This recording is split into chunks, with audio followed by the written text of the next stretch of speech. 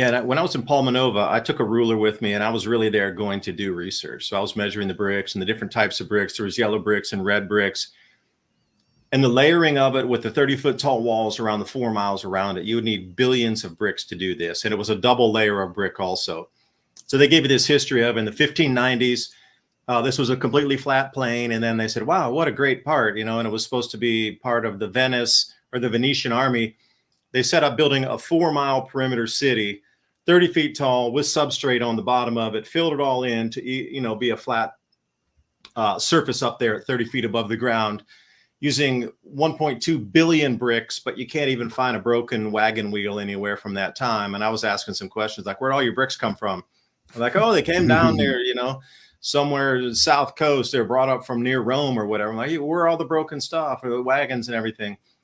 And the most interesting thing was they said that approximately 1620, 1625, it took him 30 years to build this star fort that he and I had gone to, that Cambell and I did. Different times, different journeys. We didn't travel together, but that whole thing, 30 years of construction, and nobody wanted to live there after that. The story goes that they had to pay people in Venice to come up and live in the city. And I'm like, wait a minute. You got 30 years of wholesalers, 30 years of restaurateurs, 30 years of hoteliers, 30 years of laundry, 30 years of XYZ at that time, horses or feed lots or whatever it would be. And suddenly everybody just left, and then they had to pay people to go live there again. Made no sense to me. So just that alone on the Palma Nova Star Fort, just the history of it, the amount of bricks, 1.2 billion bricks based on just the rough calculations on a napkin. Where does that leave us? That just makes no sense with that logistics available at that time. Yeah, I totally agree. All Star Forts, like the one I started with was Jefferson in the coast, in the water off the Florida Keys. And that they say that's the biggest red brick building in the Americas. I even saw one article say the Northern Hemisphere, and that's only they say that's 16 million bricks. But that's just like the Citadel, you know, the inside actual red brick building. And I mean, that's the question. All these bricks. I mean, the thing that gets me about the bricks, apart from the you know, massive number, is they've all been laid in a bed of mortar. Like, how's that even possible? What are your thoughts on that, David? Because I don't even think it could be done by human hands. Just for the sheer amount and the timeframes we're given. Yeah, just the amount of bricks. I mean, let's use an even 500 million, which is less than half of what was used to do the walls at Palma Nova, just on the outer defensive walls. How long would that take to do that? If a human, how many humans would it take? And then you start to get into the math, like how many humans would it take an average bricklayer, like an average person you would pay at a construction site today, how many bricks could they lay in a single day? And they're talking about how many thousand cubic yards of mortar would have to be mixed. And then how does that play into everything? Where it was, the bricks were not all uniform. I'll say one thing, is I was into this measuring bricks thing while I was there. So I had my ruler. They probably thought I was a madman out there. This guy with the ruler measuring all the bricks all over the place.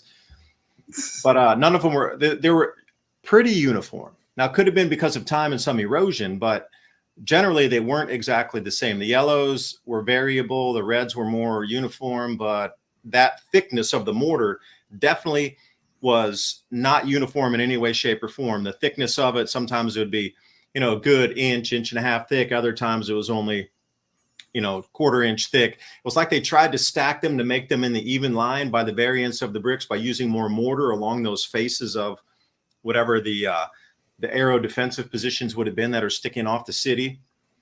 But I was trying to do the same thing you're getting at, is how long would it take to build? So 30 years, how many people do you need just to put the bricks down?